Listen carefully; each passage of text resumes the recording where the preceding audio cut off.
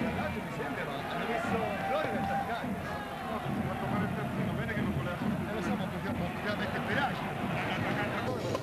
Amici sportivi, riprendiamo dall'Arena Garibaldi la partita Pisa-Matera. Ha terminato il primo tempo 0-0, siamo alla ripresa e il Pisa in maglia nerazzurra, alla destra dei vostri teleschermi. Contratto manda lungo per Loddi, rinvia la difesa del Matera, poi è Rossi che interviene. Nuovamente la palla alla squadra di Benedetto, De Laurentiis che porta la palla appoggiando poi a Raimondi per Oliva, ancora Raimondi e poi è Florio, numero 14, che appoggia per Pini. C'è l'intervento di Miele ritenuto irregolare e la punizione fischiata dal signor Terpin.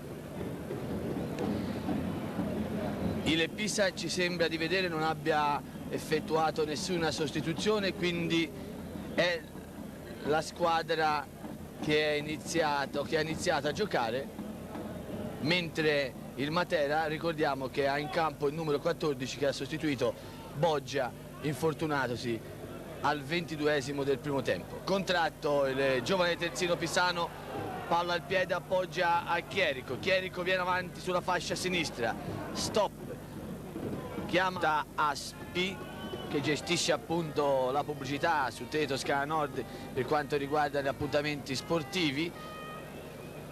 Ha raggiunto accordo con il Pisa Sporting Club per la ripresa delle partite del campionato di Serie B. E Sergio Paradossi, ricordiamo che vi parla dall'Arena Garibaldi ed è in questo momento il Matera che va in vantaggio a Nord per quanto riguarda gli appuntamenti sportivi. Ha raggiunto accordo con il Pisa Sporting Club per la ripresa delle partite del campionato di Serie B. E Sergio Paradossi, ricordiamo che vi parla dall'Arena Garibaldi ed è in questo momento il Matera che va in vantaggio. Florio ha toccato un pallone per Raimondi ha girato in testa e ha sorpreso tutti, insaccando proprio nell'angolino alla destra di Sciappi.